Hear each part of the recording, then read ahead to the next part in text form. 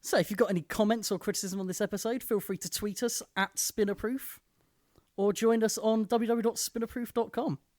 Local radio voice.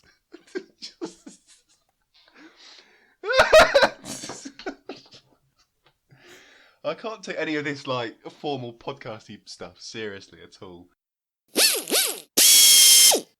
Follow-up. We actually have follow-up. This is a milestone in the podcast already.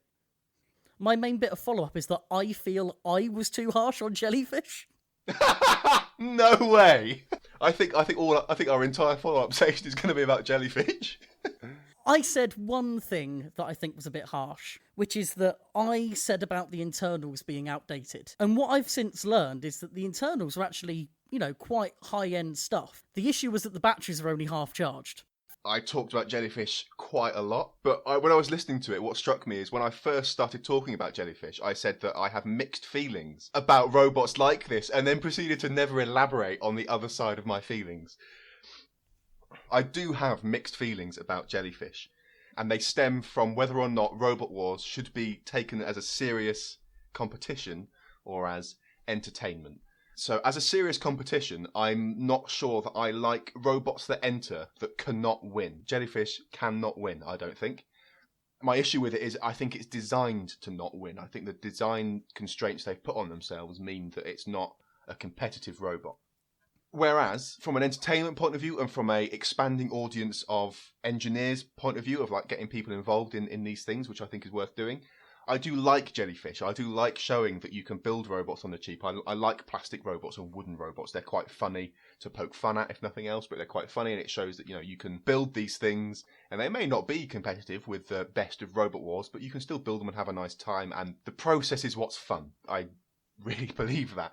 So that's the mix. I do really appreciate that jellyfish is in there, and I appreciate that the BBC want to include robots that aren't massively engineered, that haven't got professionals behind them, that haven't got all the money behind them. I appreciate that the BBC showcase these robots and show that anyone can get involved, and I think that's really worth doing. But from I want this to be a serious competition, a serious sport, it's somewhat frustrating to me that there are many robots in there that are almost designed to not be competitive. The problem I have is that robots like jellyfish make me a hypocrite. I am really pro-jellyfish, and I think, especially because I'm in a conversation with you who was quite anti-jellyfish, I think it's made me even more pro-jellyfish. But there are other robots like it that I absolutely despise. And if anything, I'm struggling to work out my own opinions. What I do know is that I really like jellyfish. I really like Dave Lorry, and I completely disagree with your idea that it's not a viable design. An upgraded version of it could actually be really effective. So, for example, in BattleBots a while ago, you had a robot called Huggy Bear, which was a similar design, albeit a more expensive version that had probably had more time spent on it. And that had a sort of positive win ratio. So the idea isn't flawed. I would like to see a metal version of jellyfish, for example. I would like to see that and see how effective it is, because my only data point here is jellyfish, and armchair engineering is what tells me that I don't think it would work. And I think you're right. There are some robots that you just like and some that you don't. I think, like I said, aesthetics is part of it for me. It makes a big difference what something looks like and the way that it's built to me. And that means that there are some robots that I don't like and some that I do, and there's no real concrete justification for it. It's just I'm a human being and I like that thing because I think it looks cool or because I think it's built in a cool way. And jellyfish just doesn't do it for me. Because there are other robots in this competition, and we'll touch on at least one of them in, not this episode, in the next one, I think, where it's, beginners coming in and building, I would argue, more effective robots than jellyfish. So, I think you can have the beginner thing and have a better robot. And I think you can have the beginner thing, and we'll definitely touch on this in a robot that can't really win, that I do like. Yeah, the headline here is that I love jellyfish. What we've learned is that you love jellyfish, I don't, and that's that.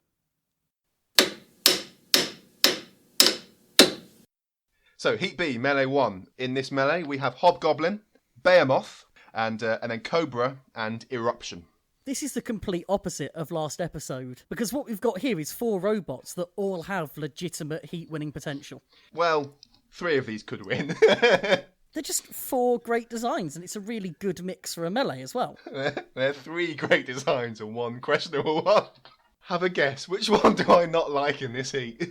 I think you dislike Hobgoblin. No, that's not right. Really? I am fine with Hobgoblin. Cobra? Yeah, Cobra. I am not convinced about Cobra. Let's take my bias away for a second. Explain why you don't think Cobra has potential to win this heat. I just don't think the weapon can be very effective. I don't like it. I just don't like it. That's just what it boils down to. I'm sorry, I don't like it.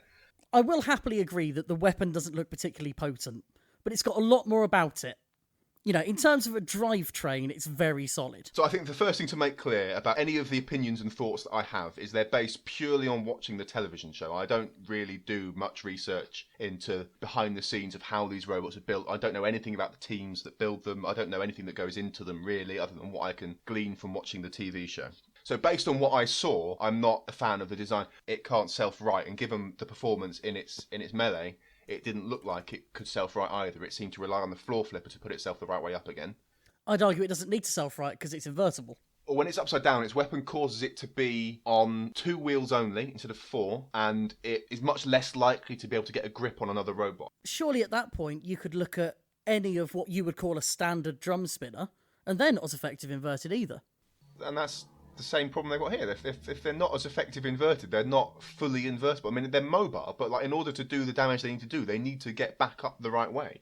Whereas if you had a horizontal spinner with wheels that protrude top and bottom, like Tombstone, it's fully invertible. It doesn't matter which way that's up at all. It's just as effective. So that's more, I would say that's fully invertible. Whereas robots like this, where they're drivable but not as effective upside down, are sort of semi-invertible. That's a reasonable criticism, I'll take that.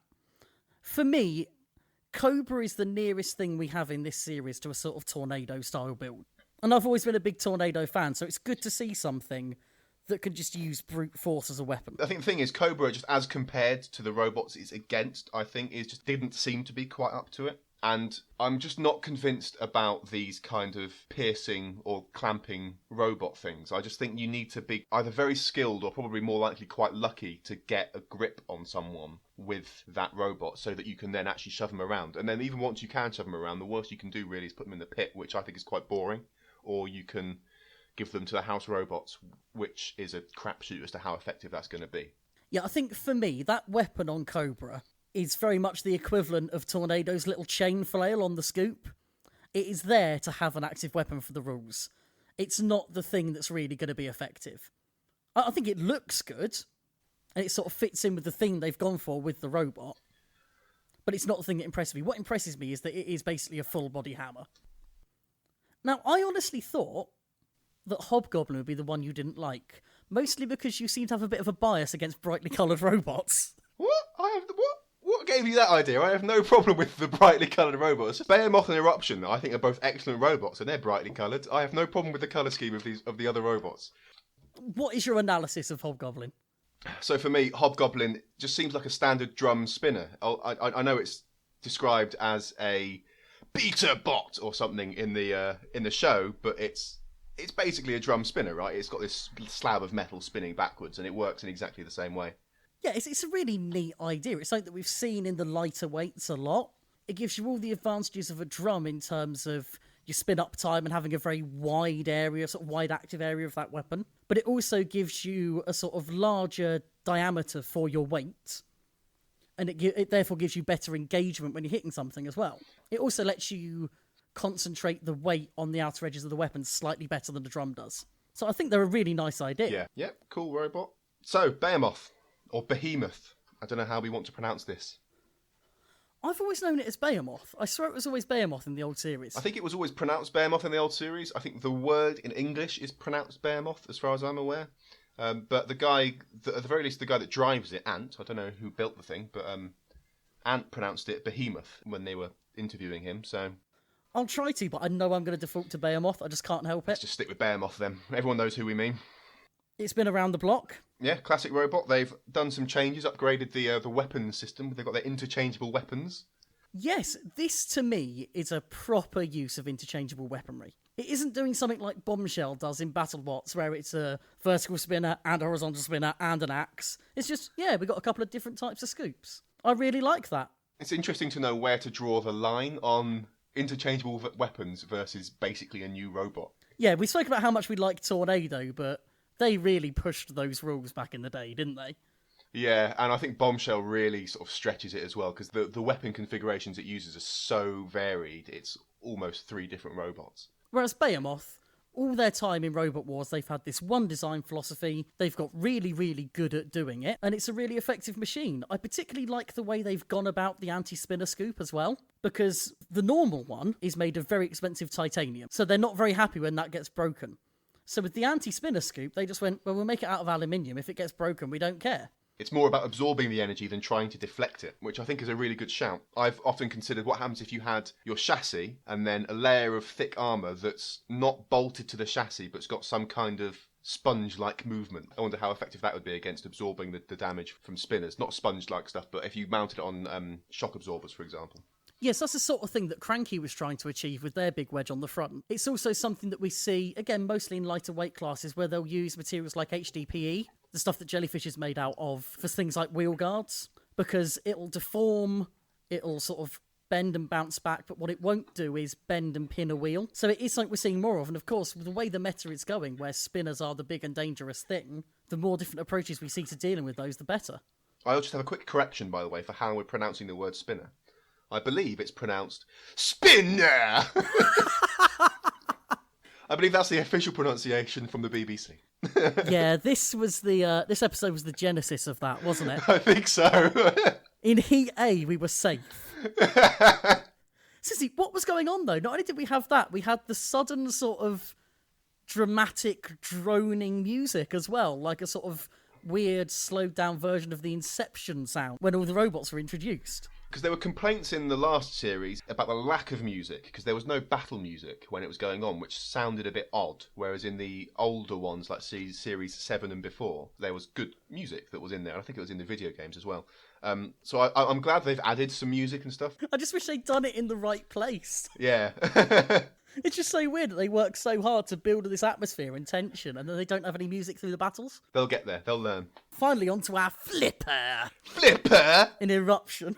Yeah, so Eruption, the upgrades they've done this year, they mentioned there's improvements to deal with the cold, and I'm hoping that you have some information on what that is. The other improvement they've got is they've got what they describe as a nibbler. On the top of their flipper, they've got a little drum spinner, a very small one, right at the top of that, which seems a bit weird to me. I can't imagine that a robot is ever going to get all the way up to the top of their robot before they flip it, or even at all. It's a weird thing to do, but... Yeah, they call it a nibbler. What they really mean is a sort of pretend we've improved the robot so the producers will pick us for another series weapon. It also acts as a bit of like a backstop almost. So another robot isn't going to drive clean over them. It's going to get stuck on that, and then they're right on the flipper and they can chuck them wherever they want. Yeah, it is actually good for them in terms of control if they're trying to drive something towards a wall and flip it out, which is the sort of thing that Bigger Brother always had and did quite well with. So it's almost turning your flipping arm into something of a scoop. So in that sense, it's quite useful. It is something they made good use of in the whole heat.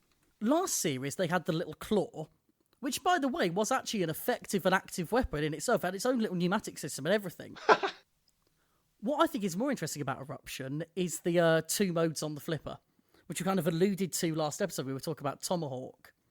I wonder if that's what they're counting as their cold conditions adaptation. It might have been there last year as well, I don't know.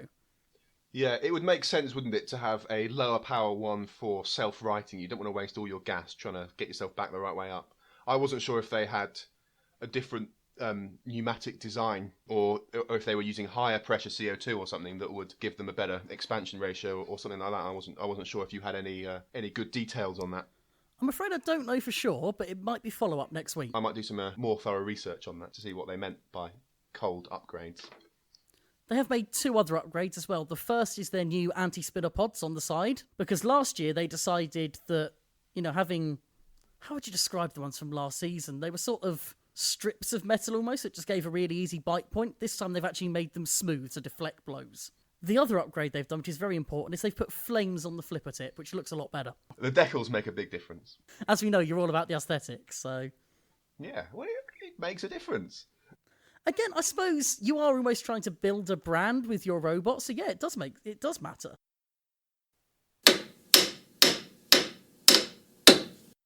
I think with this melee, it's a question of we've seen 2 good robots go out, but we've seen 2 good robots go through. Yeah, that's going to be the way with four respectable robots. You're going to lose two of them, and that's a shame. But that's the format they've gone with. That is, and it's better than having two that you know are going out from the first second. Cobra didn't ever seem to manage to get a grip on another robot. I think it could have been more interesting if it did. But, that said, it was an interesting fight. So, like, Hobgoblin... What happened to Hobgoblin? I think they got flipped by Eruption against a wall and then couldn't do anything. Yeah, they were not working coming in. They were yet another robot that was pushed into position. So I think they were lacking drive on one side or lacking forward drive entirely. That is so rubbish. Why did they not give them a few extra minutes to sort of just sort that out? It's the thing, though. They're expecting teams to put in an application, a month and a half before filming starts? People aren't necessarily going to want to start building before they've been accepted, because obviously that could be a massive, massive investment wasted. So those that do have got to rush it together. And if you're going to have new robots like Hobgoblin coming in and innovating, they're going to have teething problems. Whereas a Behemoth, an Eruption, or a Cobra, they've all competed on the live circuit a lot. Eruption and Behemoth were in last series. They've had time to get all these bugs out. But it is a real shame because Hobgoblin had so much destructive potential. Yeah, it could have been such an interesting robot to see. It's also, I think, the robot that the others in that melee were scared of. Yeah, it's the one the one to avoid, and it was the only one really that could have done significant damage to anyone, as evidenced by the fact that after they were out, it was three robots kind of bashing into each other a little bit, and then it went to the judge's decision, which is unheard of. Was it even three robots bashing into each other, or was it two robots bashing into one? I mean, Eruption focused on Cobra. I feel like Behemoth was jumping between both of them a little bit, wasn't it? I thought it was a bit of a gang up on Cobra Day, personally. Behemoth were being a bit more tactical. They didn't want to get involved as much, I don't think. What they really wanted was for Eruption to just deal with Cobra and then that to be it, which they didn't get. But Behemoth did a few flips on Eruption. I think it was reasonably balanced. It was definitely, yeah, you're right though. Put a bit more focus on Cobra than the other two. But as you say, it is the first time we've gone to a judge's decision in a melee. I'm not sure this judge's decision was completely correct. Is this where the controversy starts for you? Yes, it is. Oh my god. I think that Cobra were far more aggressive than Behemoth. Eruption, definitely through. Yeah, Eruption's definitely in. But I think it's quite tight between Behemoth and Cobra. Yeah, because Behemoth, like I said, they were being a bit tactical. They were staying out a little bit more. But the thing is, Cobra's weapon wasn't very effective. So what are they judged on? Am I right? It's their aggression, but also their damage that they can do. It's worth establishing this now because it's going to come up later on. The judges' criteria are now aggression, damage, and control in that order. So they are weighted in that order. Aggression, damage, control. Aggression, damage, control. That's interesting. Aggression is worth 3, damage is worth 2, control is worth 1, essentially, if you want to put numbers on it. So for me, Cobra easily wins on aggression. Damage is a 0 between both of them. And at that point, control is irrelevant. The only real mark against Cobra is that they've spent quite a lot of time upside down. But to me, that doesn't really affect them because they are still mobile when inverted. It is tricky to call. I'm happy with the result, but I think I do have a bit of a bias towards Behemoth just because it's an old favourite of mine, so I think that'll come up a bit later as well. It's really hard to sort of keep that balanced in my head. I probably don't judge by the same criteria. Because Cobra's weapon didn't seem to ever be used, whereas Behemoth's did, that puts them ahead for me. That's fair enough. One thing I should say as well is that I didn't think about this the first time I saw it. The first time I saw it, I just remember thinking, wow, that was an amazing melee. And second time watching it, it was sort of, oh, there's not actually that much happening here, it's just gone the distance. Yeah, I think I felt the same, actually. Yeah, it was much more exciting the first time, and now it's a bit sort of, oh, there's 3 bots bashing into each other a little bit with a bit of flipping. But no one's clearly on top, really. Eruption definitely has the edge, but they're not leagues ahead of everyone. They're not dominating the field in any way, so... But it is better than 2 hits in 10 seconds and it's done. Yeah, I do like seeing the longer fights. Another thing that we saw as well was the pit coming back up in this melee. This is when it happened, wasn't it? Yeah, I mentioned last episode I was convinced it happened at least once, and it definitely happened here, because it went down twice, didn't it? I don't remember seeing it go down the first time. In the edit, I don't think we saw it go down that first time. But we definitely saw it come back up. So something was certainly not as it should have been there. Yeah, so last time I said, regardless of whether it was intended, I think it's a really good idea, and I think they should do that. I think it should be the pit goes down for 15 seconds and then comes back up, or it goes down until someone else hits a button and then it comes back up. Something like that. Yeah, I disagree with the numbers you've put on it, but as a general principle, I think the idea of it being down for a period is quite good. especially seeing as robots can only hit that button once. Can they only hit it once? They are meant to be only able to hit it once, yes. I had no idea.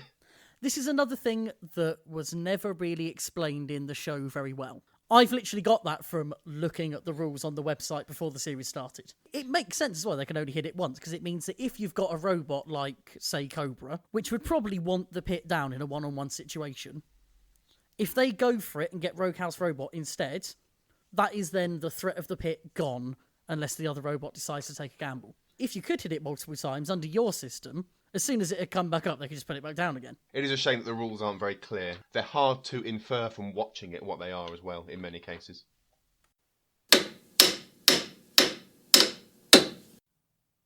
So Melee the Second. The 4 robots we have in this one are Cherub, PP3D, Draven, and Push to Exit.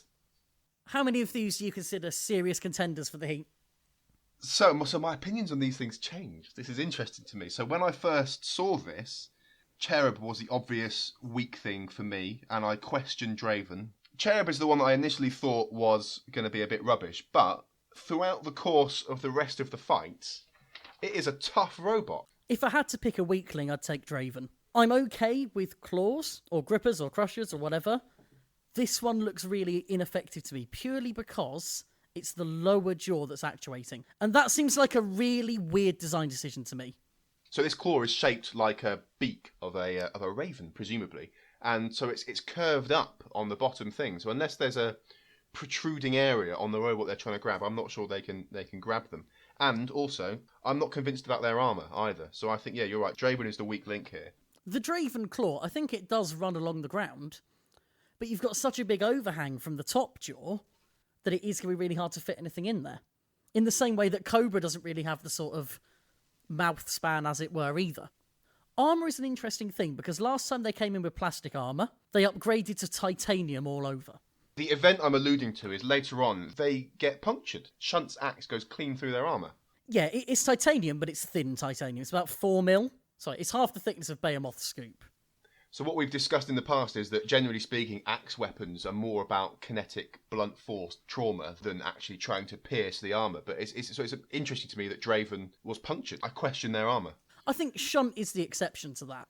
Shunt is obviously designed very much for piercing. It's got a much smaller, presumably faster axe. Because, let's face it, actually going through armour looks better on camera. And that's what the house robots are really there for. And the other thing about the house robots is they're not subject to the same rules, so they weigh a whole heck of a lot more and they've got a lot more power behind them and stuff. Quickly back to Draven, the other interesting thing, carbon fibre chassis. Why have they done that, I wonder? I would imagine for weight saving. But what are they putting that weight into? I'm not sure. Presumably the mechanism for the jaw. Yeah, if they've got a big hefty hydraulic system in there, then that's probably going to be quite weighty. It's a dual hydraulic system as well, because you've got one for the jaw and one to then lift thereafter. But it's a weird choice, because as a Formula 1 fan, the one property of carbon fibre that I'm most familiar with is its tendency to shatter. Yeah, it shatters and it doesn't like cold very much, I don't think, either. But yeah, that stood out to me as well. It's an interesting choice. It's very lightweight. They must be putting that into the hydraulics. But yeah, shattering. Didn't have a problem with it. I guess I'd only really have a problem with that against a spinner or big blows from someone like Thor or Terrence or someone like that. Talking of spinners, PP3D. Ostensibly the world's first crowd-funded robot, which seems like a very bold claim to me. If by world's first they mean England's first that was entered into Robot Wars, it's probably true. Yeah, it's one of those things where, yeah, we're the first people to do this on a televised thing in the UK, in this weight class or whatever. But yeah, there's nowhere in hell they're the first people to go, oh, let's crowdfund our robot. In fairness, it might genuinely be the first crowd-funded combat robot. Because bear in mind that in America they've all got corporate sponsors, and ABC provides some of the build money as well. And in England, we've only had 2 series since crowdfunding was really a thing. And obviously the live tour isn't going to attract that much money in terms of crowdfunding, but now it's on TV, it's a viable option. So maybe there's some truth to it. No, I'd have thought the live circuit must be able, because if you think about any kind of fandom and how intense it can be and how much there is around it, although if you went and asked random person on the street, do you know about the live robot fighting thing, they'd say no. But I think if you're in the community that cares about that, I would imagine that there probably is room for crowdfunding robots for that. Yeah, but the whole key point of crowdfunding is crowd. So you need a big prospective audience, and that's what Yeah. Robot Wars being back on TV will have given them. Although the audience in the live stuff, I mean, is there no audience at all? There's no collection of people that just watch these fights without competing.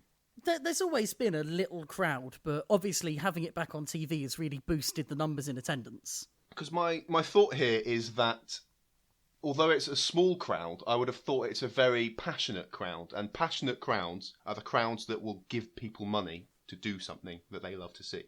That's true. It's whether they'd be able to give enough money for this. But then, from what they said, I don't think the whole of PP3D was crowdfunded, was it? I thought it was just like their weapon system or something. Or the crowdfunded contributed towards the cost of the robot. Yeah, it was a question of, we don't think we can afford to do it on our own, but with crowdfunding we might manage to. So it's not the whole thing. I think there were a lot of improvements that were made because of the crowdfunding, and it also allowed them to bring a lot more spares than they would have, which, if you're PP3D, is important. It is important because they, like so many other teams, seem to not know the power rating of their motor, and then they don't build accordingly. And they were melting wires. That's how much current their weapon was drawing. They were melting wires. Okay, I'm going to jump to their defence here. No, there is no defence. If you have a spinning thing, you find the power rating of that motor, and then you add 20% and build to that spec. No. What apparently happened, and this comes from the team themselves on their website or wherever it was I got this from, they'd had some kind of short to the batteries that had caused that. So they were the battery connectors, and there'd been some kind of impact had caused a short circuit, and that had run all that current through there that shouldn't have been going. They'd also made some changes to the weapon system because they weren't spinning down fast enough. Now, you'll understand this more than me, but they'd basically put in place a system that meant they could turn the motor into a generator to provide more resistance to slow down in time. And that might have been partly responsible for this as well, because that was a bit of a sort of bodge job and might have been the thing that shorted. But you know more about electronics than me. Well, so in Formula 1 terms, that's KERS. Pretty much, yeah. Yeah, that's what they would have been doing for that. I feel like there's quite a few things where last-minute changes have resulted in screwed up electronics. Yeah, which again is partly due to the timescales involved, I think. Yeah, it's so frustrating because I really want all these robots to be the best they can be. I don't like the robots that come out not working. I don't like that they've got to make these last-minute changes. I mean, you'll always have that. You'll always have some robots, I guess, that suddenly have some big problem that they've got to swap out a motor that's not quite the same to deal with, no matter what timescale you give them. But I feel that it must be exacerbated by the fact that they've only got a month and a half or whatever it is after applying to make sure their robot is in tip-top shape. And of course, with PB3D, they've got so much force going through that robot as well that reliability is always going to be difficult. Yeah, so they've definitely got a problem of all that force going through their chassis, and they've got a very big, very heavy wheel. The thing I really love about PP3D is that it's kind of a polite spinner. It is, isn't it? It's got a lot of power, but it's kind of built in a way that's not going to hit your expensive bits. It's going to do just enough to stop you working by taking out wheels or whatever else it can. But the big expensive speed controllers and things are going to survive. And I really like that about it. It is a really good design in many ways. It has the problem that comes with that of if that disc is even slightly out of alignment, they can't move anymore, which did affect them a few times. The trade-off of having a disc that's that low is that they're very sensitive to that being out of alignment, whereas other robots maybe not so much, which is a shame. But I do like their weapon, and I like the fact that it is, like you said, it's a polite thing. I like the approach of let's shred their wheels and nothing more. I also really like the team as well. You know, they were around with Typhoon back in the old days. Gary in particular is really active on Reddit, which is really good as well. You get quite a lot of good information out of him. So yeah, I think that's plenty on PP3D though. Cherub, I guess, is the other robot that I wasn't initially sure about. I'm not sure about them because their weapon seems quite ineffective to me. But they prove that their robot is tough, I think, because they took a huge hit from PP3D later on in this episode and survived. So they're a fantastic combination of a very tough robot and a very repairable robot as well, I think. I think Cherub is the spinner killer that we need, but not necessarily the spinner killer we deserve. Bear in mind, this is a robot that wasn't actually built for combat initially. It was built literally as an experiment to do the handstand thing. And then they went, oh, we might as well enter it into something. It's lacking in offensive weaponry. Yeah, with more offensive weaponry, I think it would be a very good robot. On my little sort of chart that I put together for all of these, I have a weapon column. And for Cherub, I've literally written no. That's how I feel about Cherub.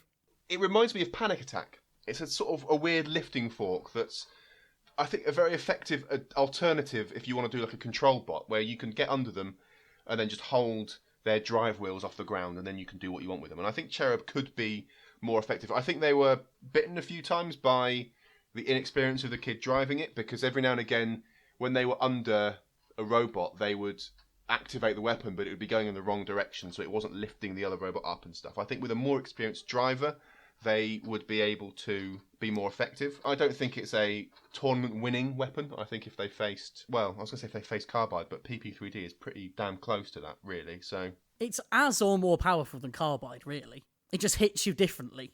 Yeah, I think it could be a very effective robot. I just think it would be nice if it had a more offensive weapon. I will say, you say about the driving, Toby is a good driver. Not just good for his age, he is a good driver. Yeah, no doubt he's a good driver. That's why I said a lack of experience more than, being a rubbish driver. I think he is a good driver. I just don't think he's quite got the practice in with knowing which buttons to hit to make their lifting forks go the right way. There aren't many things that I like about Cherub, but there are lots of things that I respect about it. And the main one of those is the team, because I think they entered this with exactly the correct attitude. I love that team so much. The older brother is the kind of older brother I wish I could be. You also have, I can't remember his name, but the dad as well was around in the pits helping out because Gabriel was there as a reserve. So he was a bit involved as well. And I think these guys seem like they're just sort of having a good time. Their sort of competitiveness is really well balanced with their sportsmanship. And I know that they're really well respected in the pits as well. And that has to count for something.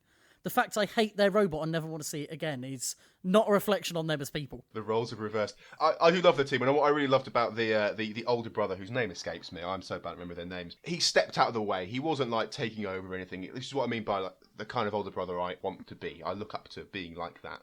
Is that he's there being supportive but not taking over and letting the younger kids do their thing, which is really cool to see. He's there acting as a facilitator, which is great. When we've seen school teams with teachers that can't do that. I do hope we get more robots like Cherub, in terms of things that can take a few hits from spinners, but I'd like them to not be Cherub. What's wrong with Cherub? I feel like you feel as strongly about Cherub as I do about Jellyfish. It's a brick. That's what it is. It is a brick. And I think there are ways of designing spinner killers that are a lot more interesting and that have some offensive potential as well. I'm not sure the thing was designed to be a spinner killer. I just think it just happens to be very tough. I think the big win it's got is it's very repairable. Yeah, I won't argue with that at all. I think it's been well designed, but I'd like to see other things equally well designed. As I say, I did say in follow-up that Jellyfish makes me a hypocrite, and this is one of those cases where that's really coming out. I could be someone that just liked Cherub, and I'd probably be saying exactly the same things about Jellyfish. It comes down to what you like. I really like Cherub. I think the robots have perfectly good design. I like the team. I think the weapon could be more effective than Jellyfish's. But anyway, push to exit. Oh, a front hinge flipper at last. I've missed them so much. The front flinge... Front flinge flipper? The front hinged flipper that was too fast to control. Like, their robot moved with such speed, I don't think the guy stood a chance of making that go where he wanted it to go. It is an extremely fast robot. And he even overvolted the drive motors, didn't he? They were saying that it's 27 and a bit volts, I think, instead of 24, to make them go even faster. It just seems insane to me. To be fair, when you're a front hinge flipper, you need to have the drive power to get someone right up on your front. So I don't think you can really make an effective front hinge without being quick, but control has to be a factor as well. I wonder how much of it was just that the floor of the arena is slippery. Possibly, yeah, although it's better than just catching on little screw heads and things like everyone else seems to be doing. The worst contender for that is the pit, isn't it? When it's up, there's presumably a 1 or 2 millimeter difference in the height, so some robots just get into that pit square and then can't get out again. And that drove me up the wall. Yep, again, it's one of those situations where people coming in with really well-optimised designs almost get punished. But Shane Swan, first of all, it's great to see him competing with a robot that isn't named after someone else's children. And second of all, it's great to see him with a front hinge, because that is really his speciality. So he competed with Dan Tonkia last time, didn't he? And that's not his robot, is it? I wonder if you can clarify this for me. So did he bought the robot and presumably the naming rights and all that kind of stuff? Yeah, so there are quite a lot of robots out there that have been passed between various owners. So Dan Tom Kia, Shane Swan has actually sold on to someone else, and I think they're trying to enter it for Series 10 or 11. That just seems really odd. I don't like that. I think it's fine for the most part, but with Dan Tom Kia, it's specifically strange because of the name. Well, even with other names, it's just part of the robot, for me, is the team. And it seems odd to me that, we've got this famous, well, not famous, I think Dan Tom Kia is a reasonably well-known robot, but, this robot with a completely different team that didn't build it, entering it into a competition, it doesn't sit right with me. I think it's easier for me to take because it was for Series 8, which meant that, there'd been a big gap between TV series. They'd taken it on in the meantime. They'd done some live events with it. And that meant they had to do a lot of sort of upgrades to it. So I think there's a good amount of work has gone into it, enough to kind of stake a claim on the robot almost. But with Push to Exit, Shane Swan, he's had a lot of front hinges. The best known would be Envy, which was a UK Grand Finalist on the live tour. So he definitely knows what he's doing with these kind of things. And it was also nice to see him not trying to play the villain this series like he was last year. Not that he got much of a chance to, admittedly. Speaking of not having much of a chance to. In this melee, I can't even pinpoint the sort of time when Push to Exit stopped working.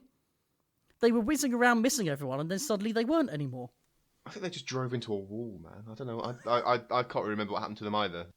But again, a new design goes out because of what was probably a very basic issue. It might even have been a removable link, actually, come to think of it, which would be fairly standard.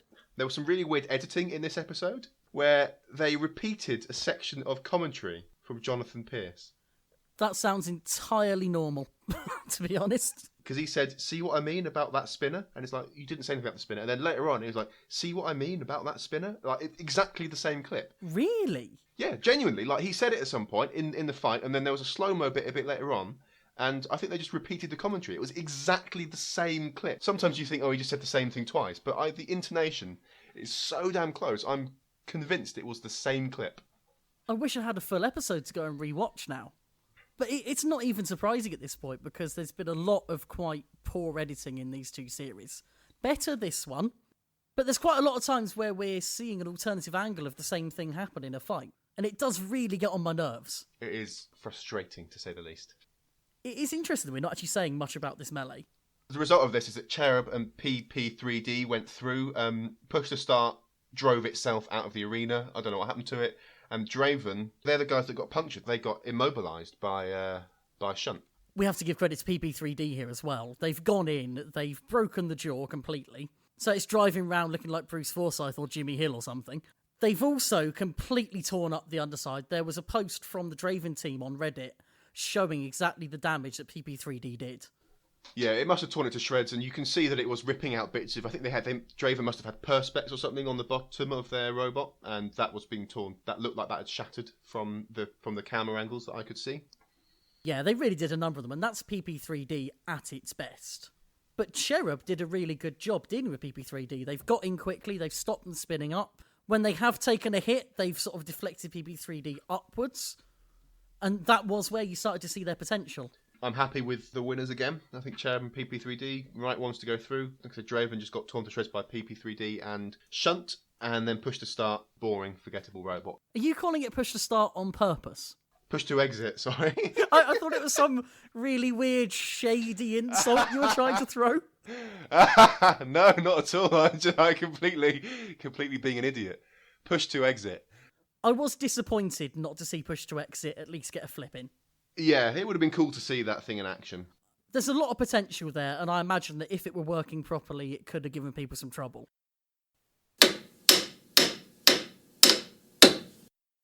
Now, going into the head-to-heads, I think this is a very, very weird draw that's happened, because the first two head-to-heads are robots that were also against each other in their melees.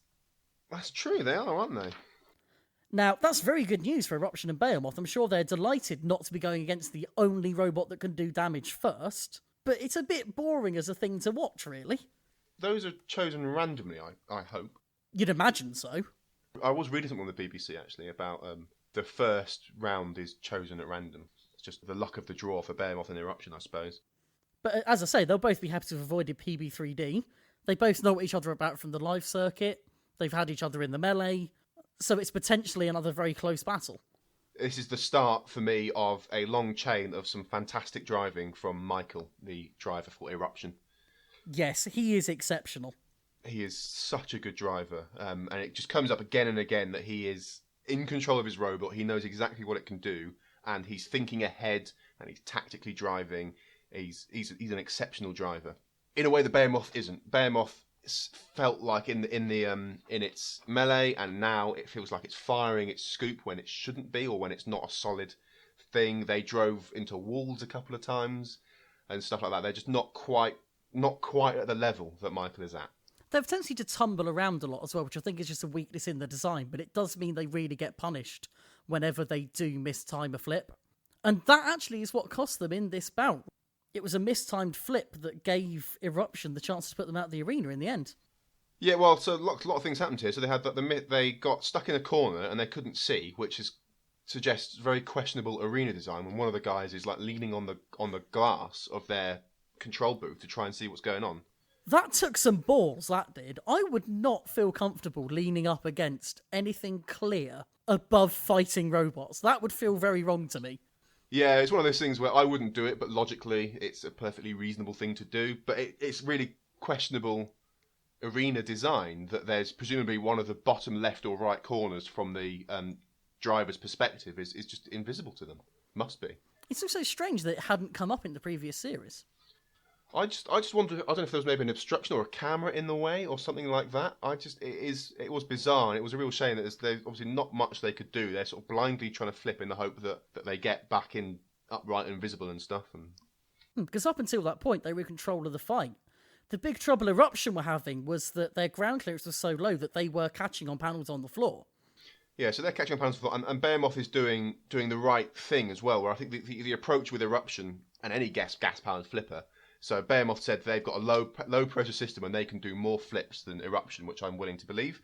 So the approach to dealing with Eruption is make sure they're upside down as much as possible, so they're wasting all of their gas getting the right way up again.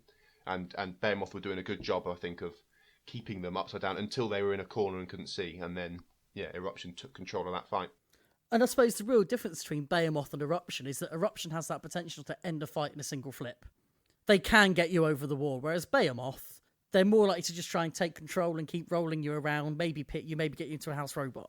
They can take robots out of the arena under the right conditions, but I think the right conditions are much narrower for Behemoth than Eruption. I think if they can get you in the scoop and ram you against a wall and then effectively lift you over that wall, I reckon they can do it. They certainly used to be able to do that, but maybe not in. I don't know if the walls are higher now than they used to be, but yeah, Eruption's definitely got the advantage for throwing robots out of the arena, as demonstrated by the end of this fight.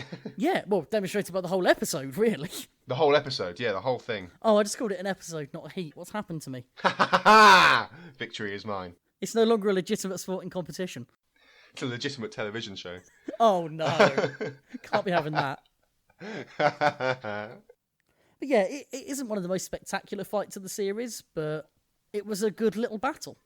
Followed up by a much more interesting, I'm going to use the word interesting, fight between PP3D and Cherub. Now, we have Cherub actually planning to use their weaponry in this fight, which is a bit of a shocker.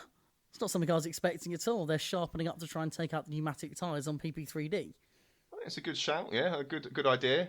I would argue basically impossible to execute, but good idea. Especially when you have no real pace on your drive to get a good run up and actually puncture them anyway. I admire their tenacity there. Yeah, so in this fight, I guess in order of things that happened, they ostensibly, according to the producers or whoever was in control of the pit release stuff, they apparently hit that button, which I think was a bit unfair because they were on the side of the button. I reckon they tapped the side of it and then the Rogue House robot came out and just went straight for them, which I guess makes sense. I guess the rule that you have to have with the Rogue House robot is to go for the closest robot, which I think is the fairest thing to do. But the fact that it got triggered is what seems a bit unfair to me because there was no... I don't think they didn't mean to hit that button. And I don't think they hit it particularly hard. I think they just sort of glancing tap against the button. But you see, I wasn't worried about whether it was hit or not, but I do want to know whose hit it counts as. Because you can only hit it once. Is that Cherub's hit or PP3D's hit? Well, it's Cherub because Cherub did it. They weren't pushed into it, were they? I don't think. I thought they were, but PP3D doesn't really have much pushing potential, so... No, I just think they were sort of like next to it, and then they were reversing a little bit away from PP3D, and then during their turn they hit it, I think, but I don't know. But either way, it's judged to have been hit. We've got Dead Metal out. It's not certainly not the most controversial thing in this. I was going to say, it's all controversy, isn't it? This brings me to my real annoyance about Roguehouse Robot. Most of the time it's activated, it's Dead Metal, which is fine. It's got 10 seconds to roam, 2 seconds to grab the robot, 6.5 seconds of grabbing it and doing nothing, followed by about 1.5 seconds of just lightly grazing it with the saw. It's not really trying, is it?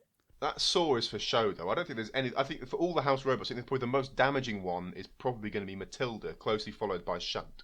I don't think Dead Metal or Killalot have much they can do, unless Dead Metal gets a good... or unless either of them get a good angle on something with their weapon, or the worst they can do is hold you on the fire pit. I don't think they've got damaging weapons, particularly. I think Dead Metal, if it tried, could do a lot of damage. I mean, we see, I don't know if it's this battle or another one, we see it put a good gouge in one of Cherub's lifting spikes. So it can cut through metal quite quickly. And if it comes up against something like polycarbonate, it's going to do a lot of damage. But it doesn't really try to. It basically throws some sparks for TV, and that's about it. Yeah, they're all for sure. Like I said, I think the most damaging one must be Matilda, which is interesting. I think Matilda is the odd one out, in that it is the one that can actually tear a robot apart, really. Killalot's claw could, but they never try to. Yeah, I suppose I suppose it could do some damage if they really wanted it to, but it's not. Yeah, I mean, Killalot is a show robot. That's not a fighting robot. There's a video, I think it's the Robo Challenge YouTube channel potentially. I think it's Robo Challenge that make the house robots, which showcases them getting a new claw made. And it then shows them testing it by, happily slicing through a decent chunk of steel. So that claw can go through stuff, but they never use it that way. They use it more to grip than to cut, which is fair, because I think that if Killalot is coming in and ending a fight in one move, that's not good for the legitimate sporting competition. I think the Roguehouse robots are doing the right thing of being a bit of an inconvenience, a bit of show for television, taking a bit of the danger away from the pit, but without influencing the fight too much. It always frustrates me when a fight is influenced by the house robots. It's always annoyed me, and I think it's the weakest part of having them there. It's sort of like, on the one hand, it's quite fun that there's these extra robots in there and stuff, but I'm not overly fond of them, and I get really frustrated when they interfere with a battle too much. And the big effect they have had here, really, is they've given PP3D time to spin up. Yes, they have. When previously, Cherub was stopping that from happening. PP3D gets a massive spin up, comes in, and then destroys the entire universe, basically. They fire Cherub, poor old Cherub, straight into the arena wall. I reckon one of Cherub's spike things gets wedged between the floor of the arena wall and the bottom of that panel, which is what pulls the whole arena panel off. And then they have to stop the fight to go in and fix it. Interesting theory. I'd have said it was just the pure force of the hit. I think most of it was the pure force of the hit, but I do also think that spike did go under, like between that little seam. It would have contributed to pulling that off. I mean, the arena panels, I think, have been designed to come off rather than bend. Yes. They are only bolted around the outside. If they really wanted to hold them on, they'd have another supporting beam in the middle of each panel. But they don't. I think they'd rather the arena broke in that way. It's a controlled failure. Yeah, with all these things, you want them to break in a controlled, predictable way. But it's also really annoying to see the fight stop for it. Not that I'm saying they should carry on. That would be ridiculous. But it is a shame that it gets in the way. The BBC are doing the right thing from running a safe event, but it is frustrating to see that. The fallout from this is that both robots are left untouched in the arena, and then they restart from their positions. That means that Dead Metal immediately goes for Cherub, which I think is a bit unfair. Making it look far more mobile than it actually is. And this is the thing, neither of them are mobile, and I would argue that they were both immobilised at the same time. They must have been immobilised at that point of impact. Which is why we go to the judges, of course. And then we go to the judges, and it was a long time since I watched this last to now, so I'd sort of forgotten, really, the specific details of who wins each battle, which means that I can do a little prediction just before the judges call. I'll write down who I think should win, and it's one of those things where if I thought really hard, I could recall who won it, But I'm not thinking too hard. I'm just being like, oh, based on what I've just seen, who should win? And obviously, I've written down PP3D, who should have won. Exactly what I thought on first view. And it is what I thought on first view as well. They should have won that. The fact that Cherub won that, as much as I love the team, as much as I respect the robot, is bullshit, is what it is. It's bullshit. They should not have won. Oh, I've got to censor this now. They shouldn't have won. They shouldn't have won. The judges made the wrong call, and it feels like they made that call because I wonder if they thought that Cherub was not a threat. They could give him an easy 2 points, so they felt like they'd, come along and achieved something. And then also, it's a team of children, so let's be a bit nicer to them, which will come up again in a bit later in terms of my ability to judge these things. But it feels like that's what happened, and then this has a knock-on effect through the rest of the competition that they now have those 2 points and stuff. I firmly believe it was the wrong call. PP3D should have won that because they did the damage. They had more control. They should have won. They just should have won. That's all there is to it. I felt exactly the same, and this series is the first time that I've started sort of going on Reddit while the episode is happening and joining in with the live thread. And I was completely on the "this is a fix, producers want the kids to win" bandwagon. The thing that made me think about it a bit more analytically was going on Noel Sharkey's Twitter, where he did try to explain all this. And having read that and having had time to rewatch it, I think the judges made the right call in terms of the rules. I do, however, think the rules are, as you would put it, bullshit. So what are the rules that they were using to make this decision? So we spoke earlier about the weighting of the decision. Aggression is top, call that 3 points if you want.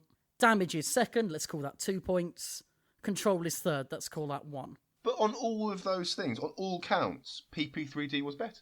Okay, this is where we then get into the definition of aggression. Now, in BattleBots, aggression is defined as things that you do with your active weapon. Whereas in Robot Wars, it's not that. It's basically who's driving at who.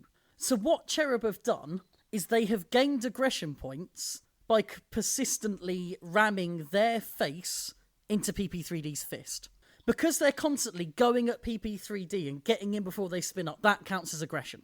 Okay, that makes sense. Yeah, I'm on board with this so far. So at that point, by the way the rules work, Cherub have won aggression hands down. Because PP3D are doing what spinners do, and they're trying to get away from Cherub a bit to spin up properly to get a good hit in. So that's aggression going to Cherub. At this point, already, the best that PP3D can do is draw, really.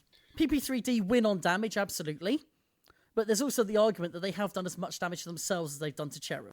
Control, I think you could give either way. I think control is quite a hard one to define. But on that basis, I understand why they've given it to Cherub. I think it's the wrong decision in terms of the sport, but under the rules they're given, they've applied them correctly. Yeah, I suppose. I personally think it should count for a lot that PP3D are the ones that have actually ended the fight by doing damage. And I also don't think that driving onto your opponent's weapon should be considered as aggression. I think that using your own weapon should be counted as aggression. I completely agree, and I would argue that when you're fighting a spinner, staying on their weapon is the defensive thing to do, because it often puts you in a position where maybe you're not able to fully employ your own weapon in order to stay on them. It's kind of aggressive defense, isn't it? It's a bit of a weird thing. Yeah, I think I can see where they're coming from. By a strict definition of the rules, I can understand where they're coming from. The rules are wrong, I would say. I think the fact that PP3D dealt that damage is important and is not correctly weighted, in my view. But I suppose if I'm going to play devil's advocate, in a way you need the rules to be like that, or else eventually everything will be a spinner, which doesn't necessarily lead to good fights. So in a way, I'm glad that the rules do mean that you can come in with a spinner killer design and win some decisions. That's a really tough one to call. But I do really, really think that PP3D are the moral winners of that fight. Yeah, well, I think they're just straight up the winners in my opinion. It also says a lot that Cherub couldn't get working for their next fight, whereas PP3D could. Even though Cherub is a very repairable robot, they did not go into that next fight working properly at all. Because in the next fight, they're fighting Eruption. And it looked to me like they were just more interested in doing a handstand than actually fighting. It was only after the fight that we learned that their drive was jammed up. Now, this annoys me, because in Heat A, we had very dramatic footage of them trying to get Sabretooth's weapon working. And we were told that if they went into the arena without a working weapon, that was a disqualification and they had to be swapped out for someone else. But apparently going in with no working drive, that's just fine. As long as you can do a handstand, you get a free pass. I wonder if they're sort of stretching the definition of mobile at that point, because the thing is, given the design of weapon, Cherub could probably move in a straight line with their weapon. If they just spun it forwards, they could effectively walk themselves forwards. I would argue that's not mobility. They're not in control of that. That's a straight line. It'd be like watching a really slow steamer going down a river, wouldn't it? It's basically a pedalo at that point. Yeah. So I wonder if the rules require that the robot is mobile in some way mobile to go in. But like this has happened so often where a robot has gone in, like you've said, they've been pushed into place by another robot so often that our drive system is optional, which I agree with you is rubbish. I think that's not right. Really? And it's a shame that Cherub didn't manage to fix it for this one, but they did, for later ones, because they were just tossed out of the arena in this one fairly quickly in 30 seconds. In this fight by eruption, so they didn't sustain much more damage. So the extra 2 hours as a result of this fight meant that they could repair their drive system for later ones. The main damage has been dealt out to the lighting, really, and that's about it. One thing I also want to do quickly is dispel this 2-hour myth. The way it works on the day of filming is that you could be called into the arena in as little as 2 hours. Quite often they end up having more time than that. So there's a lot of cases, for example, where they're not actually fighting till the next day, so they've got, the night to make those repairs. Obviously, they have to get out the warehouse at some point, but it's not always a strict 2 hours. That's not right. There's an element of unfairness, but I also don't see how else you would do it unless you sort of do a parc ferme system where you give someone 3 hours to repair and then they can't touch their robot. Yeah, that's the right thing to do. That's unfair. That if you're like, oh, you've got at minimum 2 hours, but you might end up with a night to repair it. That is rubbish. I really don't like that ruling. I think if you're going to say, oh, they've got 2 hours between fights, you give them 2 hours and no more. Like there should be someone there with a stopwatch. When that hits 2 hours, it's tools down, and whatever robot your state is in at that point. But we're also sat here saying that we want to see robots in the best possible condition when they fight. Well, so the thing is, it should be consistent. So if they're going to go with, oh, there's 2 hours, it should be 2 hours and no more. Whereas if they wanted to give them more time, they should give them more time and keep it consistent again. So if we were to say, oh, if we're going to spread the filming out, so you've got a day or whatever to do that, actually, I think the same rules should apply of you've got a set period of time in which you can repair your robot and no more. But then I suppose the really telling thing is that I've not heard a single complaint about this from any of the teams. And I think they share the idea that if they're going to go up against someone, they want that robot to be as repaired as it can be. But it's an interesting consideration from a production point of view. And in an ideal world, we'd fix it. But there are definitely teams like where they've not made it because they didn't have enough time, because it was like, oh, we can't do this in our 2 hour window. If they were the last thing to be filmed in a day, maybe they could have done it, which just seems a bit shaky to me, doesn't it? It adds an element of luck, I suppose. Which I don't like. I think it should be consistent. Like, again, from coming from the point of view of this is a legitimate sporting competition, these things should be consistent. They should be standardised. Whereas if we're coming at it from this is just a piece of entertainment, then it's a bit more, well, whatever makes the most entertaining television. If you want drama as a result of only having 2 hours, go for it. And if you want to have a big, exciting fight because both teams have prepared themselves and they're on peak performance again, then so be it. But if you're going to go, this is a competition, we're going to run it as a competition, and it should be taken seriously, then 2 hours and no more, or whatever time frame they pick. I don't really care what it is, as long as it's consistent. I feel like this sort of way of doing things might also be a bit of a carryover from the live tour. So it might be that teams are quite used to this as well, this idea of you have a minimum of this much, but it might be more. And I suppose, especially with the live tour, where there's quite a few of them every year, the feeling is very much going to be that, in one event you might get unlucky and only have the 2 hours, but it's going to even out over the course of, a year or two of competition. Whereas with the TV series, obviously it's got that little more prestige, it's happening a little less often, so maybe it becomes a bigger issue because it's happening less often. There's less chance for it to even out. I know, it's a half-finished thought on my part, that one. It's probably something we're going to end up talking about again as well. These are recurring format problems that are going to cause problems in every heat.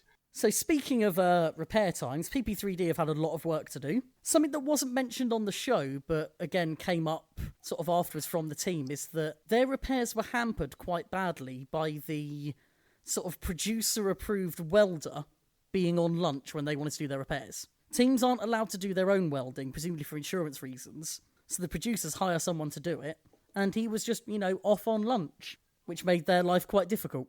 And that counted against their minimum time, did it? Well, it was during the time they were trying to repair, so it slowed them down a bit. That's interesting, they're not allowed to do their own welding.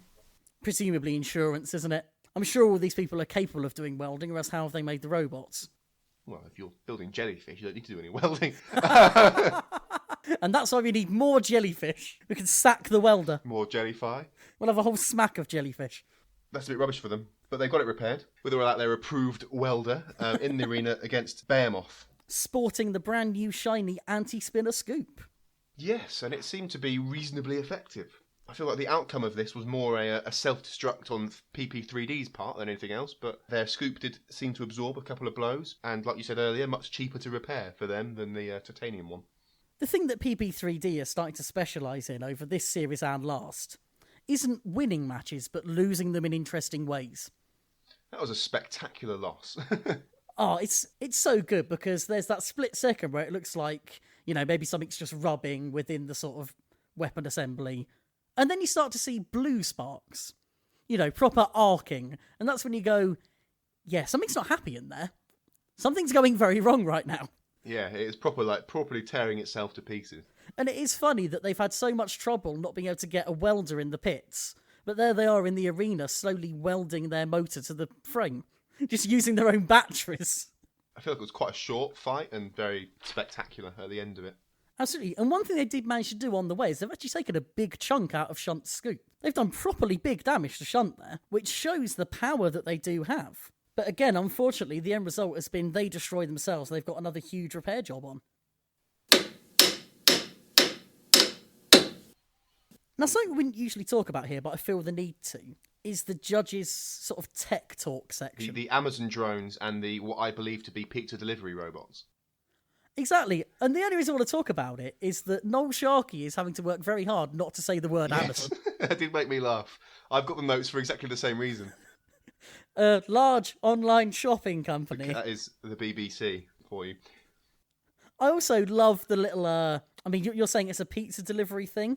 I've seen it used by Domino's, I think. Or not used by Domino's, but I think it's been speculated that Domino's would do something like that for it. And I'm pretty sure I've seen those, at least in renders, delivering pizza. But he said they've got like, a bit of carry capacity, so they could be, I don't know, they could be used for anything, really. But if Noel Sharkey says it's the future, I'm inclined to agree with him. I will trust Noel Sharkey. But he says it's the future within this year, which I think is that's Elon Musk time. That is that's a really aggressive timeline to be suggesting that these are going to be commonplace by the end of this year. I don't buy that. The best thing is he technically recorded that in December of last year, so he's already gone. Damn it, Noel! Sort it out. Fool.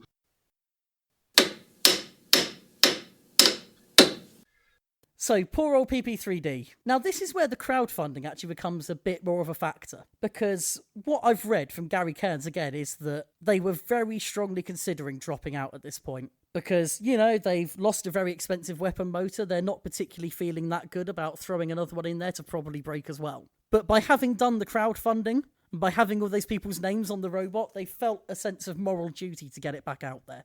So they've basically strapped in a new version of everything and just gone out to either, it's victory or death at this point. They just turned everything up to maximum, and they're going to go for it and see what they can do. The answer is not enough. The answer is break the weapon mounting The again. answer is they got thoroughly outdriven by Michael. It's really hard to sort of do punditry on eruption fights, but it's their third out of the arena. Everyone they've come up against so far, they have put out. That's their go-to. And that is the strategy with a flipper, is get them out of the arena as soon as possible.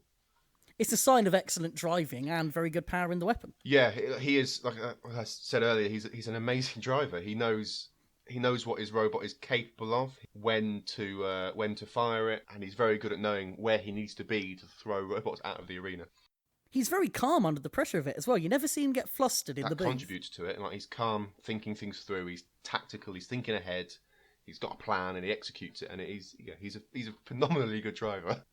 Now, this is where we get to see Eruption's new little sort of anti-spinner armor pods. And they have to say, they've worked very well. They're deflecting PP3D very effectively.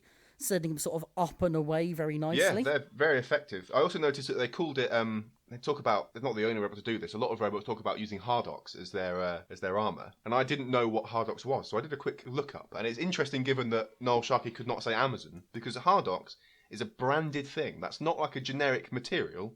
That's a specific hardened steel from a particular company. So it's interesting that they're allowed to go around calling this thing Hardox, as opposed to like hardened steel. Well, bear in mind that we have once again in this episode got a robot literally named after a company in PP3D. It's not that much of a shock, is it? No, it's funny where the lines are drawn, though. Yeah, it's interesting as well because, we've got Behemoth going for the approach of let's use a soft metal that's going to deform and absorb impact, whereas Eruption and I think Cherub as well are using Hardox to try and send something away to make it bounce off. It's an interesting strategy. I think I prefer Behemoth's approach. I think soft absorbing things is better, unless you do what Eruption have, which is Eruption stuff. Is it sort of semi-removable? Isn't it? They sort of like put this stuff on when they're going to go fight a spinner. Well, it used to be like that. I think they just have it on all the time now because they've got the weight allowance for it. Yeah. Whereas if you do what Rapid did and build an entire robot out of it, obviously that has the repairability problem. Soft absorbing materials is better from we need to absorb damage and then be able to repair it point of view. And the modular building is the way that people are going. That is an issue that Cherub had with the repair they had to do after fighting PP3D. If you look in the fight after, there's a very big chunk of that front that has been re-welded. Cherub v Behemoth then.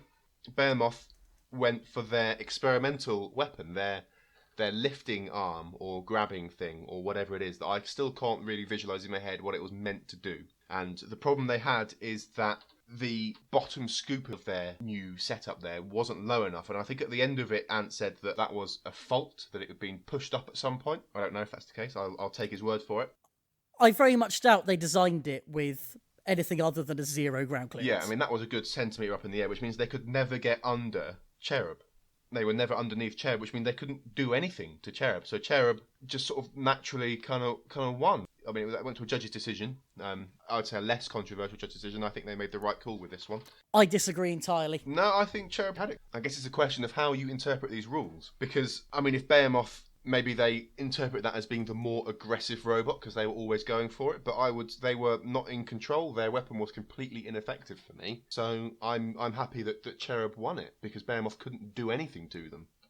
You see, this is the opposite of the PP3D thing, where I agree that Cherub are probably the worthy winners of this fight. But within the judging criteria, I think it should have gone to Behemoth. Purely on aggression, because they very easily win aggression. They are the ones charging at Cherub constantly. It's just not working because they can't get in underneath. Damage, there's none for anybody.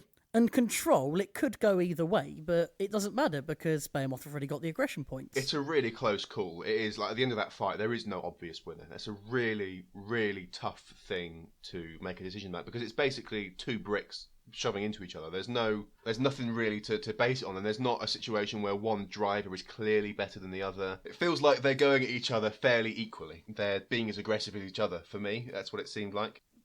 You've had the advantage of seeing the whole fight. I've only been able to see edits of it, so I'm not in the best place to judge. It might well be that the reason that I'm picking Behemoth out as the more aggressive is that they're the faster. This gets close to the thing that I find really difficult is when trying to make a decision on these really close matches like this, I go, oh, Cherub should win. And then it's like, well, am I favouring them because they're kids?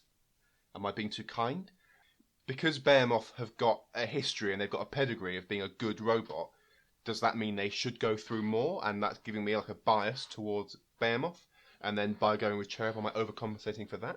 It's a really tough thing to call and sort of keep in your mind any internal biases and stuff you have. It's so close, this fight. It's so close. It's almost, I mean, I couldn't call it. I wouldn't be able to choose one way or the other. I'm surprised it was a unanimous decision. Yes, I would say that for both, actually. And at the end of that fight, there's a question of sportsmanship as well. Now, I have an angle on this, which is that in my personal life, I can be very angry, but I do a lot to not show it. So I really empathise with Ant in that case, where he is angry, he's in a situation where he might be about to lose control, and he's got cameras on him. I think he's done the sensible thing by getting out of that situation, because that is what I hope I would do. He did exactly what I would do, and what I have done in similar situations where I've been in a public sporting place. I've been really annoyed at my own decisions, and it's just like I'm just going to leave before I unreasonably start shouting at people. I don't think he would do that. I don't know the guy. I don't know what he's like, but like he was clearly upset, and he said in his interview at the end of it that the team overruled him with the weapon choice, and if they'd gone with the scoop, they would have won. There's no way Cherub would have beaten them in there. So it was sort of like I can completely see where he's coming from. It's really frustrating to throw away an easy win for the sake of testing this crazy new weapon. And I completely understand why he did it, and I can completely in his shoes as to why he just sort of left. I don't know what he could have done better, you know. And if you're that upset about it, then you got to do what you got to do to not go being upset with children. I mean, for me, there is a certain arrogance in his statement that they're throwing away a guaranteed win. I don't think it is a guaranteed win. I think they're the better robot, but I think we've seen over time that the better robot doesn't always win. So that part I think it's well-founded arrogance, if anything. I agree with you, it's a bit sort of like it's a guaranteed win, but I think if you were to bet on this, the odds are so in favour of Behemoth. Oh yeah, before it I backed Behemoth all the way. Even with that weapon choice I backed them, until I saw that it wasn't on the ground. Can you figure out what that was meant to do? I guess it was less about lifting, I suppose, more about chomping down on them? Yeah, so basically, in its normal mode with the scoop, the sort of default position of the weapon mechanism is down. So it's running along the ground, and it lifts things up. In this case, that bottom jaw, as it were, is just bolted onto the robot. It doesn't move, it doesn't actuate. And instead, where the scoop would have been, you've got that top jaw, and its default position is now up. So when you activate the weapon, you are bringing it down rather than lifting it up to sort of complete that grabbing motion. That's the idea. I can see it working really well against an odd-shaped robot, you know, something like Nuts or Killy Cranky from last series, things like that I could see it working against. I don't think it's the right choice for this fight. I think it would make sense if there were more arena hazards or something that they could do something with that, because once they've got them clamped in that way, I don't know what they can do with them other than put them near the house robots or put them in the pit. But like, I think that's quite a dangerous thing to do with the way they're clamped, and presumably I feel like a lot of the weight of the robot that's in that jaw must be inside the bounds of Behemoth, so you sort of have to be quite good driving, I think, to be able to pit them. Yeah, but I think it's more effective than just being a sort of tornado-style push bot if you want to pit someone. It's good to have that option of changing the way that your robot operates a little bit, because there are certain times where you don't want to go in with a scoop and try and lift something. You know, if you're up against something invertible, for example, Cobra is probably a robot they would have quite liked to have used that against, actually. Because Cobra will just come at you, hit you, and go away again. You want to be able to take some control of that situation. But it's a good option to have, it just wasn't the right option here. The big issue I have in this whole situation is the way the BBC have used it. They were very quick to put the clip up online of, oh, look at this guy storming out. In the show itself, they've given him a chance to defend himself. They didn't put that in with that clip. It's a lot more fair. I think in terms of like fair editing, I think what they should probably have done is after he walked out, cut there, not had Angela ask what happened, because that's a bit awkward, and then cut straight away to Ant explaining himself. It would have been fairer on him to do that, and I think it's really unfair to just take that out of context and put that online. I don't like that. One thing I will say is that last series, I don't think they'd let him explain himself at all, so I'm glad that happened. Oh yeah, if he just walked out and then that was the last we saw of him, that would have been unacceptable. I know that as well, after the show, a lot of people were worried about whether the team was going to stay together and stuff. They have been doing live events since. So it's not like there's some irreparable rift within the team. Yeah, no, of course not. I think they've worked together long enough. There's no way one decision like that is going to tear them apart. So we end up with what is, I think, quite a boring matchup for the final. Yeah, Eruption v Cherub, a 5-second battle. I've written here, no comment. Eruption just drives straight at them. Cherub is up on the flipper. They can't do anything about it. In fairness, in the slow-mo afterwards, you can see the driver is trying to reverse off Eruption's flipper and trying to stop it. He's doing all the right things, but it just doesn't stand a chance. Cherub doesn't have the drive speed, does it? Just doesn't have the drive speed or the power, and there's just nothing they could have done about it, and then flipped straight out of the arena. And that was that. I don't know how much more there is to say about it, really. I have statistics. I felt I needed something to say. This is not the fastest out of the arena full stop, but it is the fastest of the new series. So the proper timing on it was 6.5 seconds. The fastest before that was in Series 7, I think it was. Possibly 6, but probably 7. Which was the Dutch robot Gravity, putting Dan Tom Kier out in 5.8 seconds. But the best still has to remain Wheelie Big Cheese versus Axor, where they literally got hold of them in the centre of the arena and threw them out from there. Because Wheelie Big Cheese was bloody amazing.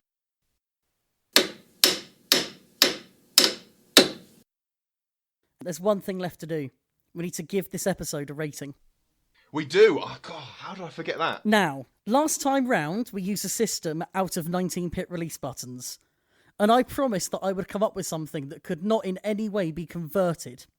So for today's rating, you're going to rate this episode by relating it to a robot with a flipper. So, you know, if you think it's a terrible episode, you go with something like an Eric. If you think it's an amazing episode, you might want to go with an Eruption. So I'll talk through my thought process. I'm trying to think of the flippers that I can remember. I don't think it's quite as good as the Chaos 2 of Robot Wars episodes. I think Chaos 2 was wonderful. Maybe. Problem is, I only remember like the really big names, so I'm just trying to think of what it was. Maybe the Panic Attack of Robot Wars episodes. So you're saying that it's not an episode at all because Panic Attack wasn't a flipper, it was a lifter? Oh, come on! I think you mean lifter.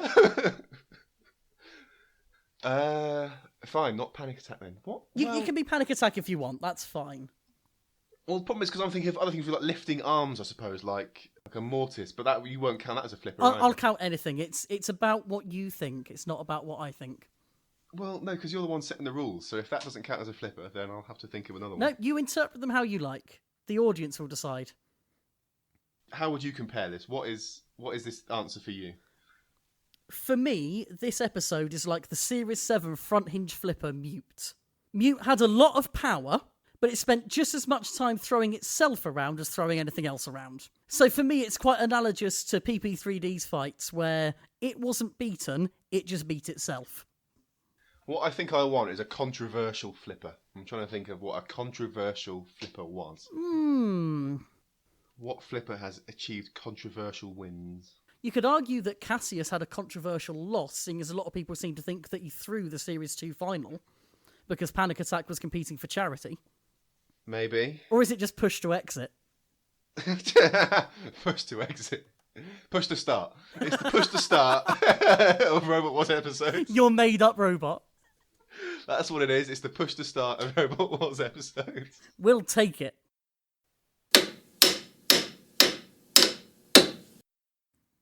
So I've got an idea for a little segment at the end of this show. And I think we should, at the end of each one, maybe discuss a quick little portion for how we design and build a robot. So we can start with how we do a control scheme, and then in the future ones we can talk about the kind of weapon we might use, and the kind of drive systems we might use, and the armament and all that kind of stuff. Maybe a last little section at the end of each episode. It's interesting, because I've said a few times on here and to you in other conversations that I would really like to get round to building an Antweight. And the biggest expense of getting any of these builds together is the transmitter. Yeah, it's the single biggest thing. It's quite a hard market to navigate, but you're better to comment on this than any of us because you've actually done this. You've actually gone out and bought them. Yeah, so there's so little information. So I've been recently building a remote control aeroplane with my dad, and it's been an amusing experience because neither of us have any experience at all with anything like this. We've never even owned and flown a remote control plane, and we just decided this looks like it'd be fun to build. Let's have a go. So I did a bunch of research. We both did a bunch of research for the key components, which are similar. Well, they're shared. They're going to be the same as if you're going to build any robot, really, which is a transmitter, which is the remote control, the receiver, which is the thing that could be in the robot, or in our case, the plane that's receiving the instructions. And you're going to need some kind of servos type things and motors and things like that. And it is shockingly hard to find good, solid advice and information on how to do this. We have found a transmitter. We bought a FlySky transmitter. For what that's worth, it was about £40 to buy. So it is the single biggest expense, really. The entire startup cost of building this for us was the transmitter receiver combo, a small brushless drive, a couple of servos, and a battery. And in total, that was about £100, and the biggest single thing in that was the transmitter receiver. Closely followed, I think, by the battery stuff, maybe? Yeah, because we bought a couple of batteries and a charger for it and stuff. So it's a hard thing to get into. The best place I've found for advice on this is the FRA forum, the Fighting Robot Association forum. And I went on the amp weights bit, and the guy that ended up responding to me, which apparently is no shock at all because he's very active on there, was Rory Mangles from Team Nuts. And he evangelises about one transmitter, which unfortunately isn't made anymore. Nightmare. So I went out there and got this really good advice. And it was like, oh, I now can't find anywhere to buy this at a reasonable price. And I can't find anything like it. I just don't know how to navigate this market. The thing I would really want from a transmitter is the ability to use it across multiple robots. Yeah, so I think most are going to be programmable. The one we have, you can program, I think, into up to 6 maybe, or 8 even different things, and you can name them all. It's a horrendous interface for doing it. There's 4 buttons total for navigating this. There's up, there's down, there's an OK, and there's a cancel. And that's it. So to get into the menu system, you have to press and hold OK, and then you go up and down, and then to name your program that you're going to have, your robot, you basically have a left to right list of uppercase letters, lowercase letters, numbers, weird other characters, and you've got to go up and down to go left and right on this screen, and hit an OK to choose each letter. It's a nightmare. And then to save it, you have to long press the cancel button. And it, like, we were setting stuff up, hitting OK, and nothing was happening, pressing and holding OK, well, hitting OK and then the wrong thing happening,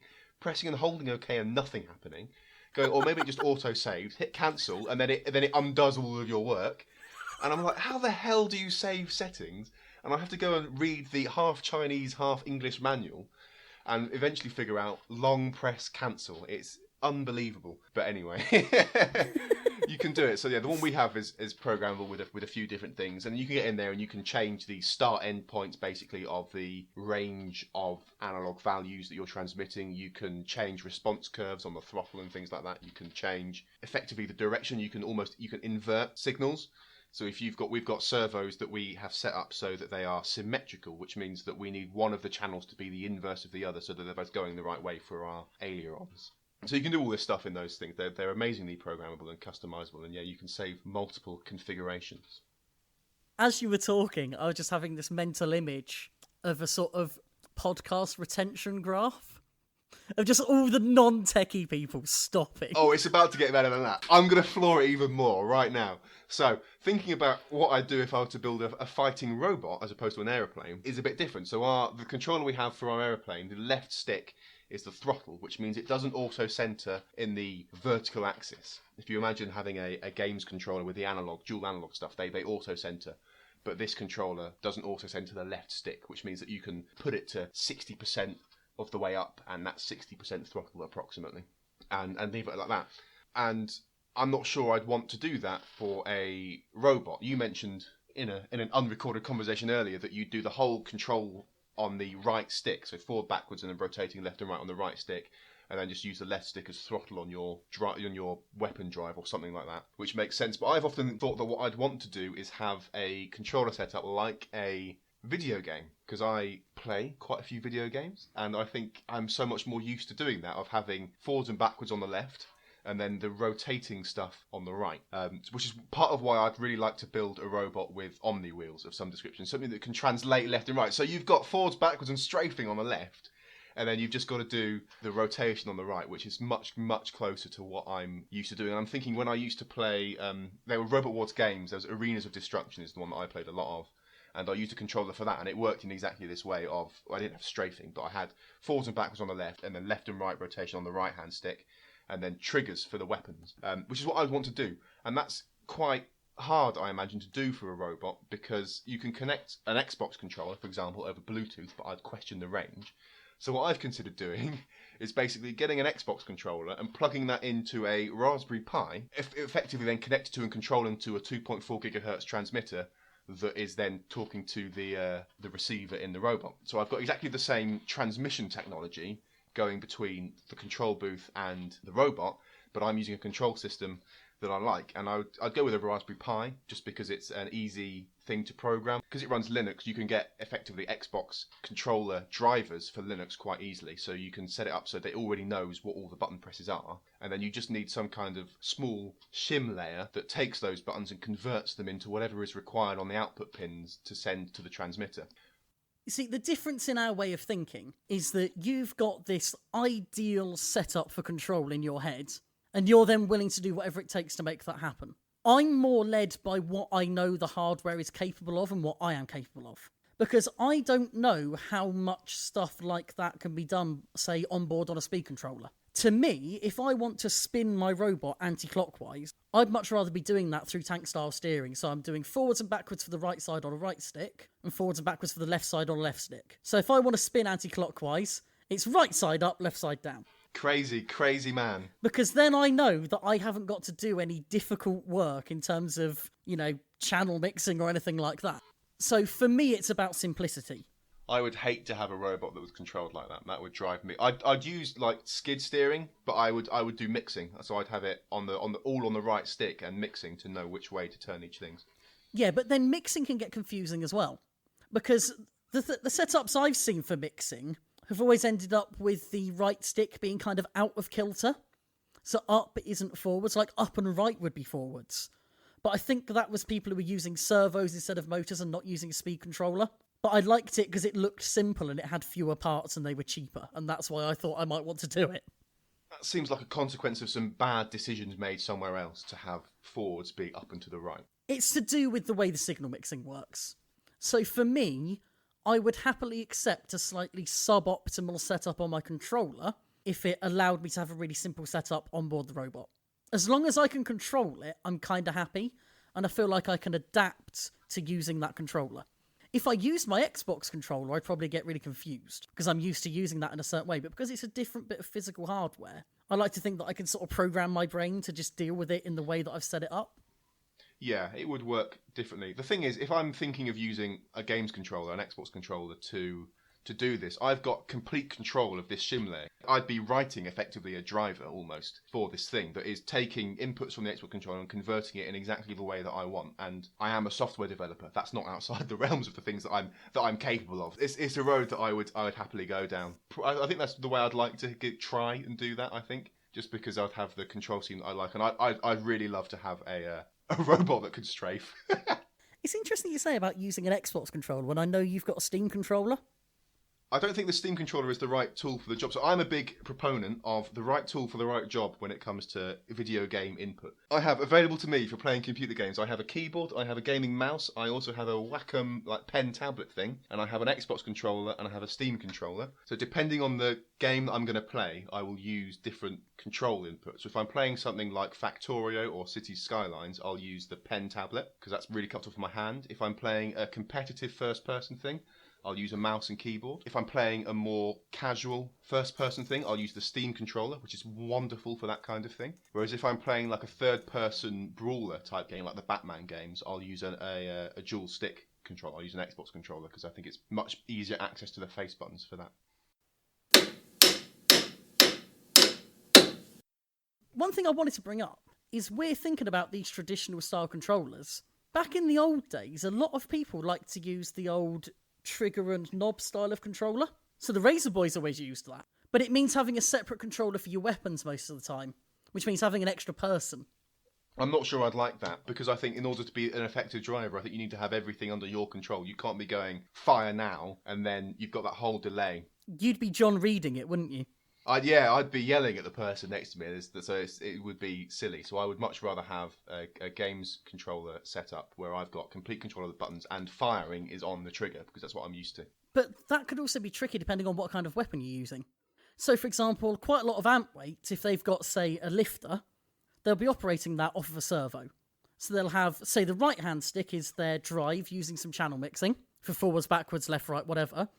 And then their left side will be the servo without centering involved. So having that stick up is the servo fully sort of extended, as it were. Having it down is the servo fully closed and back at ground level. So I guess for me, I'm thinking more of like heavyweighty stuff, but I can't imagine I'd ever use a weapon that's anything other than a digital thing. It's either on. So if it's a spinning thing, it's either on or it's off. And if it's an axe or something like that, I'm going to press the button to fire it. There's no, I want to sort of flick an analog stick to make it go. I would never do that. For me, all weapons are either going to be, they're on or off. They're digital, not analog for you. Exactly. They're just, I want my weapon spinning. I'll just press and hold this button or set it up as a toggle or something, you know?